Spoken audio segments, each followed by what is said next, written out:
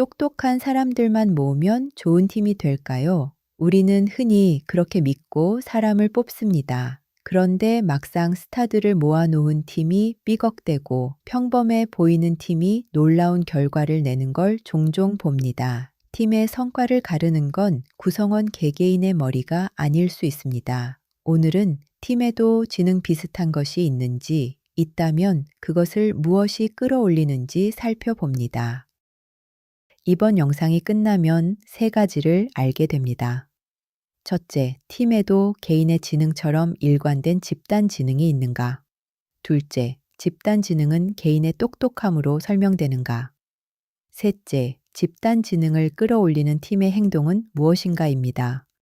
오늘의 핵심 주장입니다. 여러 과제에서 꾸준히 잘하는 팀은 실제로 존재하고 연구자들은 그 바탕에 있는 팀 단위의 능력을 집단 지능이라 불렀습니다.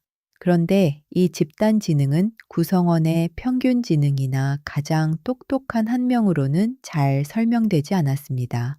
대신 서로의 감정을 잘 읽고 대화를 소수가 독점하지 않고 고루 나누는 팀일수록 높았습니다. 팀의 힘은 누가 있느냐보다 어떻게 상호작용하느냐에서 나왔습니다. 올리와 동료들의 2010년 연구를 봅니다. 사람들을 무작위로 팀에 배정해 여러 과제를 풀게 한 실험실 연구입니다. 규모는 모두 699명이 2명에서 5명짜리 팀으로 참여했습니다. 구성은 첫 번째 연구가 3인팀 40개, 두 번째 연구가 2인에서 5인까지 152개 팀이었습니다. 과제는 퍼즐 풀기, 아이디어 내기, 도덕적 판단, 협상처럼 서로 성격이 다른 여러 과제를 한 팀이 두루 수행했습니다. 한 과제만 잘하는지 여러 과제에 두루 강한지를 보려는 설계입니다.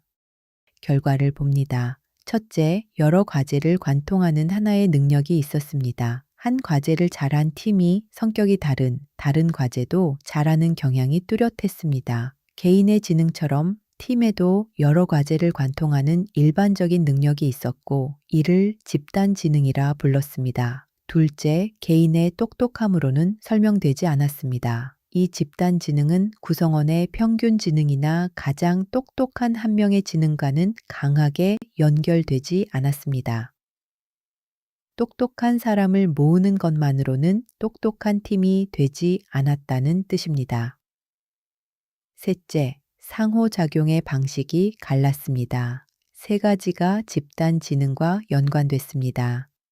서로의 감정과 마음을 잘 읽는 사회적 민감성이 높을수록 대화를 소수가 독점하지 않고 고루 나눌수록 집단 지능이 높았습니다. 여성 비율도 연관됐는데 이는 대체로 여성이 사회적 민감성 점수가 높았던 것으로 설명됐습니다.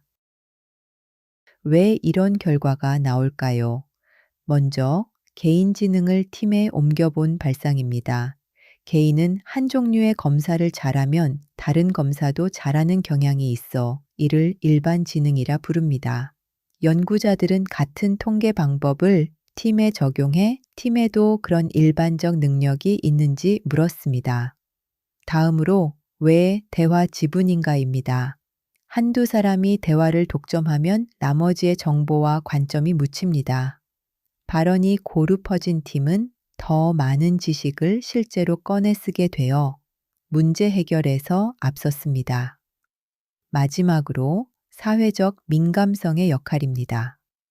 상대의 표정과 감정을 잘 읽는 팀은 서로의 신호를 놓치지 않고 조율합니다. 이 능력이 대화를 고루 만드는 바탕이 되어 여성 비율과의 연관도 상당 부분 여기서 나왔습니다. 집단 지능이라는 개념은 이후 온라인 협업, 원격팀 등 다양한 상황으로 확장되며 검증이 이어져 왔습니다. 다만 이 편의 수치와 결론은 원 논문의 두 실험 결과에 근거하며 후속 연구들의 세부 결과는 이 대본의 주장 범위에 넣지 않았습니다. 또한 지난 편의 심리적 안전과 이어서 보면 서로 고루 말하고 감정을 읽는 상호작용이 곧 안전한 팀의 모습이기도 합니다. 그렇다면 조직에서는 무엇을 해야 할까요? 첫째, 사람만 잘 뽑고 끝내지 마세요. 똑똑한 개인을 모으는데 그치지 말고 그들이 어떻게 상호작용하는지를 함께 설계합니다. 팀 성과는 명단이 아니라 상호작용에서 나옵니다. 둘째, 회의에서 발언을 고루 퍼뜨리세요. 한두 사람이 대화를 독점하지 않도록 돌아가며 의견을 청하거나 조용한 사람의 생각을 먼저 묻습니다. 발언의 균형이 팀의 머리를 켭니다. 셋째, 서로의 신호를 읽는 힘을 키우세요. 표정과 반응을 살피고 말하지 않는 불편이나 이견을 알아채는 습관을 팀 문화로 만듭니다. 사회적 민감성은 팀의 조율 능력입니다. 넷째, 다양한 구성을 상호작용으로 살리세요. 구성의 다양성 자체보다 그 다양한 관점이 대화에서 실제로 표현되게 하는 것이 중요합니다. 다양성은 발언될 때 힘이 됩니다. 오늘 실천할 체크리스트입니다. 하나, 최근 회의에서 발언이 한두 사람에게 쏠리지 않았는가? 둘, 조용한 구성원의 의견을 일부러 청한 적이 있는가? 셋, 팀원의 표정과 반응 같은 신호를 살피며 진행했는가? 넷, 사람을 모으는 것뿐 아니라 상호작용 방식을 설계했는가?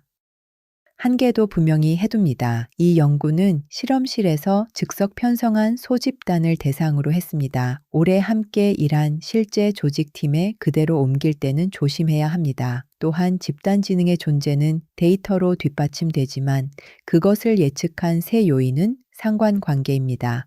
이렇게 하면 반드시 똑똑해진다는 인과보다 이런 팀이 더 높았다로 읽는 편이 정확합니다.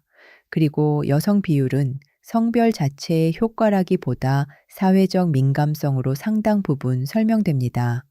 성별을 기준으로 삼는 해석은 이 연구의 결론이 아닙니다. 정리해 보겠습니다. 팀에도 여러 과제를 관통하는 능력, 집단 지능이 있었습니다. 그런데 그것은 똑똑한 사람을 모은다고 생기지 않았습니다.